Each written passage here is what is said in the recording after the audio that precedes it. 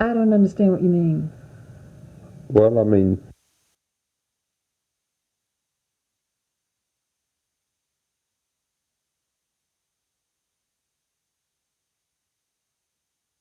go with stabilizing the community, which has been in a somewhat of a period of transition, to work for continued community development and to work for a continued good impression of the image of the community. I understand that there have been realtors, black and white, who have tried to promote or to help the panic along. Have you seen this in the neighborhood? Well, I have been told about it on many occasions, and this is perhaps one of the primary reasons why the organization of which I'm vice president was formed, that the realtors are using scare tactics on the white residents, and it's a different kind of pressure being placed upon the black residents, blacks who want to buy a house, let me put it that way. There's no one knocking on my door saying, would you like to sell your house? But when I was buying a house, well, as soon as I would call a realtor and tell them type of house that I wanted, well, then first thing they would say, well, I have this beautiful house out here in South Lawn I think will fit your needs. It was their immediate response. Rather than, in many cases, we tried practically every realtor in town before we got what we were satisfied with. But in every case, the realtor bought me here first, and I had to demand to be shown houses in other areas of Montgomery. Mr. Corn, some residents of the South Lawn area have said that there are realtors in Montgomery who've used scare tactics to try to prompt whites to move from the neighborhood. If this is so, is there any sort of policing that can be done of that kind of activity? Well, Ivy, under the Alabama real estate law, this is not a violation of the Alabama license law, the real estate law.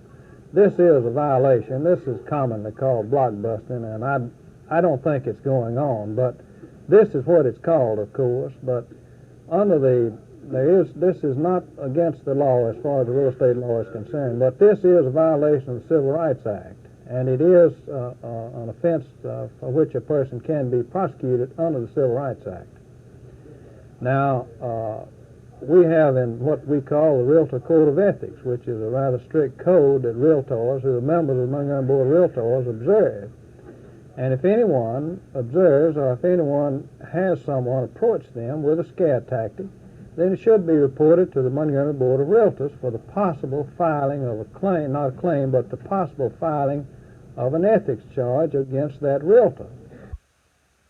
I think there's been some pressure from 2 points. One, from within, that there have been a kind of developing fear, that maybe all of the whites are going to leave, and so maybe, the rest of us better leave, which is not proven true because I suppose 75% of the residents are still white.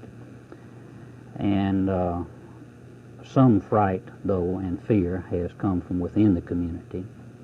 And we have reason to believe that some pressure from the outside with individuals trying to exploit the situation has come about. I don't know of any activity in this area in this manner.